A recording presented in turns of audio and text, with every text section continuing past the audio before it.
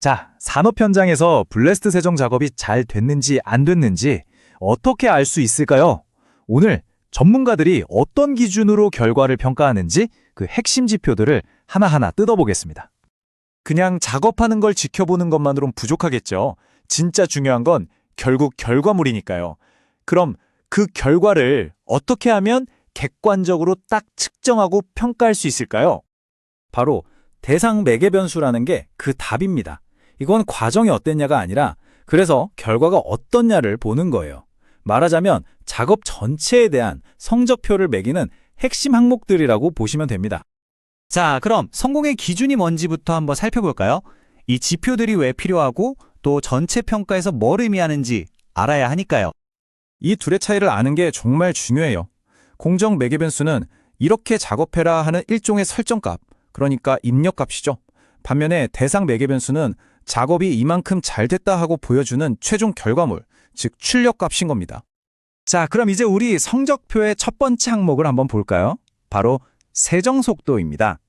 작업이 얼마나 빠르고 그리고 효율적으로 진행됐는지를 보는 건데 이게 성공을 가늠하는 가장 기본적인 척도 중 하나죠. 세정 속도라는 게 그냥 빠르다는 게 아니고요. 정해진 시간 동안 얼마나 넓은 면적을 청소했는지를 보는 겁니다. 단위는 시간당 제곱미터, m제곱 per hour를 쓰죠. 이 숫자가 뭘 말해주냐면요. 연마제의 에너지가 표면에 얼마나 효과적으로 전달됐는지를 보여주는 거예요. 당연히 속도가 빠를수록 더 효율적인 작업이었다, 이렇게 볼 수 있는 거죠. 근데 속도가 다는 아니겠죠. 이제 성능과 경제성, 이 둘 사이의 균형을 좀 봐야 합니다. 그러니까 얼마나 많이 제거했는가 하는 성능과 그 일을 하는데 돈이 얼마나 들었나 하는 경제성, 이 두 가지를 같이 봐야 제대로 된 평가가 되겠죠. 여기서 포인트는 균형입니다. 한쪽에서는 부피 제거율을 봐요. 녹이나 낡은 코팅을 얼마나 많이 벗겨냈는가, 이게 바로 성능이죠. 다른 한쪽에서는 연마제 소모율을 봅니다. 그 성능을 내려고 연마제를 얼마나 썼는가, 이게 바로 경제성이고요. 결국 가장 좋은 작업은 가장 적은 비용으로 가장 큰 효과를 내는 거니까요. 자, 다음 항목은 어쩌면 가장 중요하다고 할 수도 있겠네요. 바로 최종 품질입니다. 아무리 빠르고 싸게 끝냈다고 해도 결과물의 표면 상태가 엉망이면 그건 성공한 작업이라고 할 수 없겠죠?